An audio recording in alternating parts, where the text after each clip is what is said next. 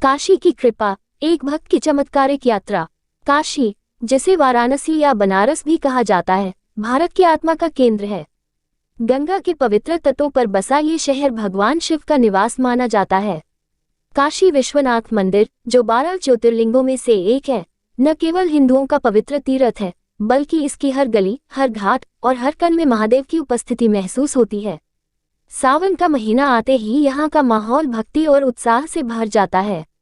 लाखों कांवड़िए गंगाजल लेकर नंगे पांव बाबा विश्वनाथ के दर्शन के लिए आते हैं। ये कांवड़ यात्रा भक्ति, तप और विश्वास का अनुपम संगम है। लेकिन आज हम आपको एक ऐसी कहानी सुनाने जा रहे हैं जो न केवल चमत्कारिक है, बल्कि इसे सुनकर आपके रोंगटे खड़े हो जाएंगे।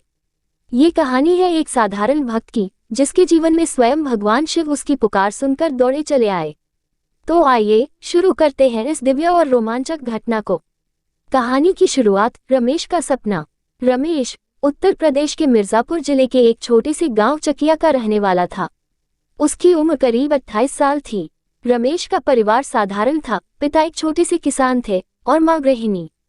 परिवार की आर्थिक स्थिति कमजोर थी और रमेश खेती के साथ साथ पास के बाजार में छोटा मोटा काम करके घर चलाता था। लेकिन रमेश की सबसे बड़ी पूंजी थी उसकी भक्ति। बचपन से ही वह भगवान शिव का परम भक्त था। उसकी दादी उसे रात को सोते समय शिव पुराण की कहानियां सुनाती थी। कैसे भोलेनाथ अपने भक्तों की हर पुकार सुनते हैं, कैसे वे मुश्किलों में अपने भक्तों का हाथ थामते हैं। इन कहानियों ने रमेश के मन में काशी विश्वनाथ के दर्शन का सपना बो दिया था। वह हमेशा सोचता कि एक दिन वह कांवड़ यात्रा में हिस्सा लेगा और बाबा विश्वनाथ को गंगाजल अर्पित करेगा। रमेश की जिंदगी आसान नहीं थी। 2 साल पहले एक बाढ़ ने उनकी खेती को बर्बाद कर दिया था। परिवार कर्ज में डूब गया था और रमेश की छोटी बहन की शादी की चिंता उसे हर वक्त सताती थी। लेकिन उसका विश्वास अटल था। हर सुबह वह गांव के छोटे से शिव मंदिर में जाकर माथा टेकता और कहता, हे भोलेनाथ, मुझे बस एक बार काशी बुला लो। मैं तुम्हारा जलाभिषेक करूंगा और मेरे परिवार की सारी मुश्किलें तुम्हारे चरणों में रख दूंगा। सावन 2025, कांवड़ यात्रा की शुरुआत। सावन 2025 का महीना आया। गांव में कांवड़ यात्रा की तैयारियां शुरू हो गईं। ढोल नगाड़ों की आवाज और बम बम भोले के जयकारों से माहौल गूंज उठा। रमेश ने इस बार ठान लिया कि वह कांवड़ यात्रा में जाएगा। उसने अपनी मां से इजाजत मांगी। मां ने पहले तो मना किया, क्योंकि रमेश की तबीयत पिछले कुछ महीनों से ठीक नहीं थी। लेकिन रमेश की आंखों में भक्ति की जिद देखकर मां ने आखिरकार हामी भर दी। उन्होंने कहा, बेटा, रास्ता कठिन है, लेकिन अगर तुम्हारा विश्वास सच्चा है तो बाबा विश्वनाथ तुम्हारी रक्षा करेंगे। रमेश ने अपनी पुरानी धोती, एक जोड़ी चप्पल और थोड़ा सा भुना चना एक झोले में डाला। गांव के 2 दोस्त, विजय और गोपाल, भी उसके साथ यात्रा पर चलने को तैयार हो गए।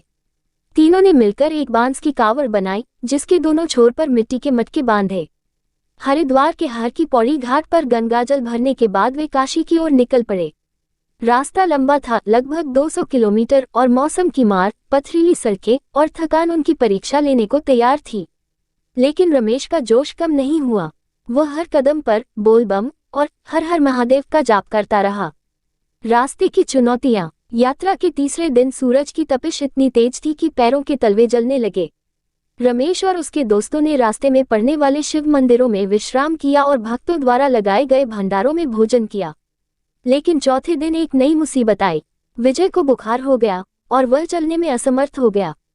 रमेश और गोपाल ने उसे एक स्थानीय वैद्य के पास ले जाकर दवा दिलवाई, लेकिन विजय ने कहा, रमेश, तुम और गोपाल आगे बढ़ो, मैं ठीक होकर तुम्हें काशी में मिलूंगा। रमेश का मन नहीं माना, लेकिन विजय की जिद के आगे उसे आगे बढ़ना पड़ा। अब सिर्फ रमेश और गोपाल बचे थे। कांवड़ का वजन अब पहले से ज्यादा लग रहा था, क्योंकि 2 लोग ही उसे उठा रहे थे। फिर भी रमेश का उत्साह कम नहीं हुआ। वह गोपाल से कहता, देख गोपाल, बाबा हमें बुला रहे हैं। ये कांवड़ सिर्फ जल नहीं, हमारी भक्ति का प्रतीक है। इसे काशी तक ले जाना ही होगा। यात्रा के छठे दिन, जब वे काशी के पास गंगा के एक घाट पर पहुंचे, रमेश ने सोचा कि वह स्नान कर लेगा।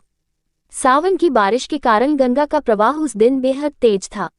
घाट पर भीड़ थी और कांवड़िए अपने मटकों को सुरक्षित रखकर गंगा में डुबकी लगा रहे थे। रमेश ने गोपाल से कहा, तू कांवड़ संभाल, मैं स्नान करके आता हूँ। बाबा के दर्शन से पहले शुद्ध होना जरूरी है। रमेश गंगा के किनारे उतरा और पानी में कदम रखा।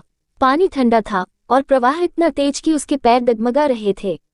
उसने सावधानी से कदम बढ़ाया, लेकिन अचानक उसके पैर के नीचे का पत्थर सरक गया। गंगा का तेज बहाव उसे अपनी ओर खींचने लगा। रमेश चिल्लाया, बचाओ भोलेनाथ, मुझे बचा लो।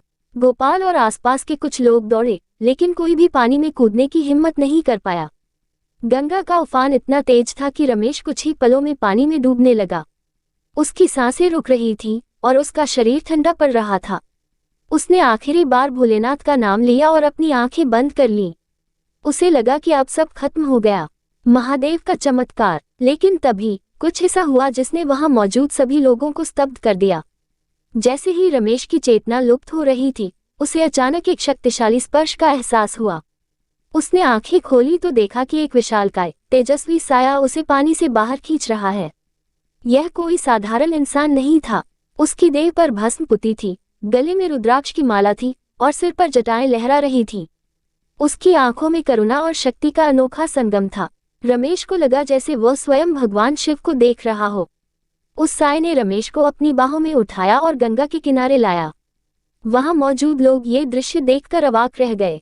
कुछ ने चिल्लाकर कहा, यह बाबा विश्वनाथ हैं, ये चमत्कार है। कुछ लोग घुटनों पर बैठ गए और हर हर महादेव का जाप करने लगे। रमेश को जब होश आया, वह गंगा के किनारे लेटा हुआ था। उसके आसपास सैकड़ों लोग जमा हो गए थे और गोपाल उसका हाथ थामे रो रहा था। रमेश ने पूछा, गोपाल, मुझे किसने बचाया? गोपाल ने कांपते स्वर में कहा, रमेश, मैंने देखा, एक साधु जैसा व्यक्ति तुझे पानी से बाहर लाया, लेकिन वह अब कहीं नहीं है। उसका रूप ऐसा था जैसे स्वयं भोलेनाथ हों। रमेश की आंखों में आंसू छलक आए। उसने कहा, यह कोई साधु नहीं थे गोपाल, ये स्वयं महादेव थे। मैंने उनकी जटाएं देखी, उनकी आंखों में करुणा देखी। वहां मौजूद कुछ लोग कहने लगे कि यह सिर्फ भ्रम था, लेकिन जिन्होंने उस साय को देखा, वे कसम खाकर कहते थे कि यह कोई दैवीय शक्ति थी। काशी विश्वनाथ के दर्शन। इस घटना के बाद रमेश ने अपनी कांवड़ उठाए और गोपाल के साथ काशी विश्वनाथ मंदिर की ओर चल पड़ा। रास्ते में लोग उसे रोक रोक कर पूछते, क्या सचमुच बाबा विश्वनाथ आए थे? रमेश बस मुस्कुराकर कहता, मुझे नहीं पता कि वह सच था या सपना, लेकिन मैं आज जीवित हूँ और यह बाबा की कृपा है। मंदिर पहुंचकर रमेश ने गंगाजल से भगवान शिव का अभिषेक किया। उसकी आंखों से आंसू थम नहीं रहे थे। उसने मंदिर के सामने माथा टेका और कहा, हे भोलेनाथ, आपने मुझे नया जीवन दिया। अब मेरा जीवन आपकी भक्ति को समर्पित है। उस रात मंदिर में भक्तों की भीड़ थी और रमेश की कहानी हर किसी की जुबान पर थी। रमेश की कहानी जंगल की आग की तरह फैल गई। काशी के घाटों, मंदिरों और कांवड़ियों के बीच बस एक ही चर्चा थी, रमेश को भगवान शिव ने बचाया। उस घाट को, जहां ये चमत्कार हुआ, लोग शिव कृपा घाट कहने लगे। काशी के स्थानीय पुजारियों और भक्तों ने उस घाट पर एक छोटा सा शिवलिंग स्थापित किया और हर सावन में वहां विशेष पूजा होने लगी। रमेश ने अपनी जिंदगी बदल दी। वह गांव लौटा और अपने कर्जे चुकाने के लिए मेहनत करने लगा। उसने गांव में एक छोटा सा शिव मंदिर बनवाया, जहां वह हर दिन पूजा करता और भक्तों को शिव की कहानियां सुनाता। उसकी कहानी ने हजारों लोगों को प्रेरित किया। लोग कहते, अगर रमेश जैसा साधारण इंसान बाबा की कृपा पा सकता है, तो हम क्यों नहीं? कहानी का संदेश। रमेश की कहानी हमें सिखाती है कि सच्ची भक्ति में इतनी शक्ति होती है कि स्वयं भगवान अपने भक्त की पुकार सुनने चले आते हैं। ये कहानी सिर्फ एक चमत्कार की गाथा नहीं, बल्कि विश्वास, तप और भक्ति की जीवंत मिसाल है। काशी की पवित्र भूमि पर घटी यह घटना हमें याद दिलाती है कि जब मन में सच्चा विश्वास हो, तो असंभव भी संभव हो जाता है।